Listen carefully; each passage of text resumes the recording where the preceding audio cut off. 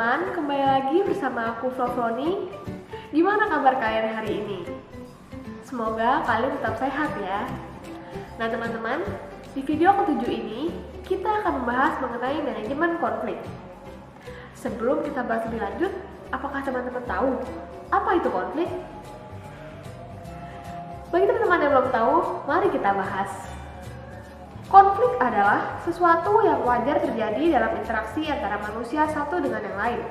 Perbedaan pola pikir, budaya, status sosial, dan aneka perbedaan lainnya menjadi pemicu konflik yang terjadi di tengah-tengah lingkungan kita.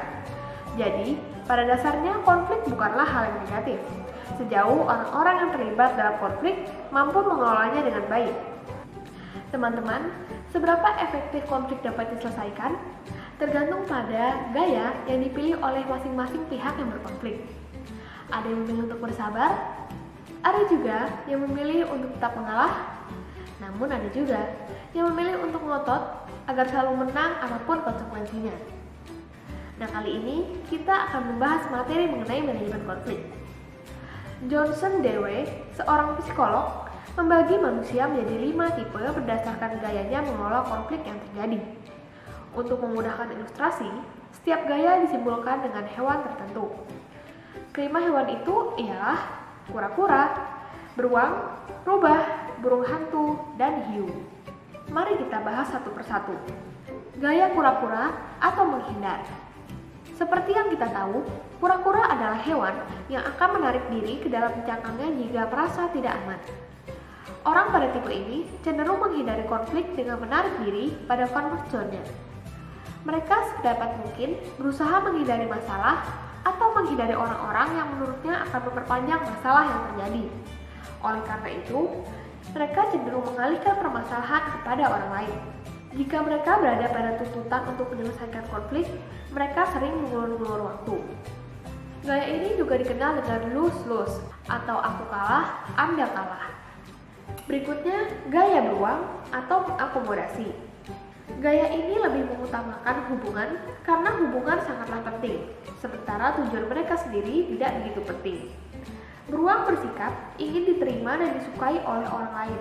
Oleh sebab itu, selalu berpikir bahwa konflik harus dihindari demi keharmonisan dan bahwa orang tidak dapat mendiskusikan konflik tanpa merusak hubungan. Mereka takut bahwa jika konflik terus berkelanjutan akan menjadikan seseorang sakit hati dan itu akan merusak hubungan. Gaya ini seringkali mengkompromikan tujuan demi menjaga kelanggengan hubungan. Beruang berkata, "Aku akan melupakan tujuan saya dan membiarkan Anda memiliki apa yang Anda inginkan. Agar Anda seperti saya, yang penting hubungan kita tetap baik." Gaya ini juga dikenal dengan "You win, I lose" atau Anda menang, saya kalah. Selanjutnya, gaya rubah atau kompromi. Rubah peduli dengan tujuan diri sendiri dan juga peduli menjaga hubungan dengan orang lain. Rubah lebih suka mencari kompromi. Mereka bersedia mengurangi pencapaian tujuan diri sendiri dan membujuk orang lain untuk melakukan hal yang sama sehingga tercapai kompromi. Mereka mencari solusi konflik di mana kedua belah pihak sama-sama memperoleh sesuatu atau jalan tengah antara dua posisi yang saling berlawanan. Gaya ini juga bersedia mengorbankan bagian dari tujuan dan hubungan mereka dalam rangka untuk menemukan kesepakatan untuk kepentingan bersama. Gaya ini, sebagian pihak merasa menang dan sebagian pihak merasa kalah. Selanjutnya, gaya burung hantu atau bekerja sama.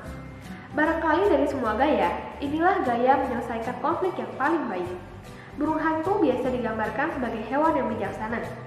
Orang-orang bergaya burung hantu selalu berusaha mencari cara terbaik dan kreatif untuk menyelesaikan konflik. Mereka memprioritaskan solusi menang-menang atau win-win solution pada setiap konflik. Mereka pandai mengelola situasi sehingga pihak-pihak yang berkonflik mengambil sudut pandang bahwa konflik itu adalah musuh bersama yang harus diselesaikan. Tipe burung hantu cocok untuk menjadi juru runding atau diplomat karena mereka selalu mampu menemukan jalan keluar terbaik yang selaras dengan tujuan setiap pihak. Terakhir, gaya hiu atau kompetisi. Sesuai gambaran hewan yang menjadi simbolnya, orang-orang bergaya hiu adalah orang-orang yang senang menggunakan kekuatan atau kekuasaannya untuk meredakan konflik. Mereka sangat menjunjung tinggi kepentingan atau tujuan pribadinya dibanding kepentingan atau tujuan pihak-pihak lain yang berkonflik. Mereka menganggap setiap konflik harus ada yang menang dan kalah, dan sependapat mungkin mereka jadi pemenangnya.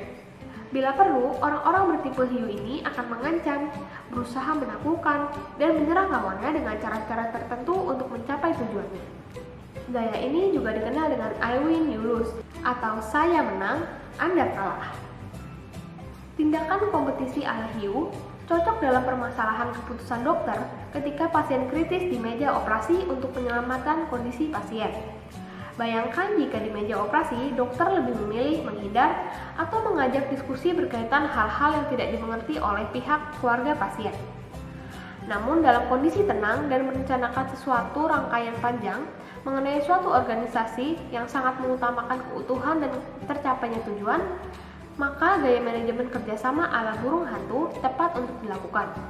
Jika dalam perencanaan tersebut terdapat hal-hal yang berbeda orientasi dan masih merupakan hal-hal yang positif, maka gaya manajemen bisa diubah ke dalam gaya manajemen kompromi ala serigala untuk menyeimbangkan dua orientasi yang berbeda tersebut untuk tetap berjalan bersama. Lain halnya dengan gaya manajemen akomodasi yang akan diambil contoh ketika kita diajak orang terdekat menjadi pendukung perkelahian mereka. Gaya manajemen ini bisa menjadi penenang dan peredam pertikaian bagi orang terdekat kita dan membantu mereka menyelesaikan masalahnya. Yang terakhir, gaya manajemen menghindar ala kura-kura cocok digunakan jika kita diajak berkelahi oleh orang yang tidak kita kenal atau hal-hal yang kurang penting. Nah teman-teman, silahkan kamu menilai sendiri gaya manajemen konflik apa yang sering kamu gunakan dalam menyelesaikan masalah dengan orang lain.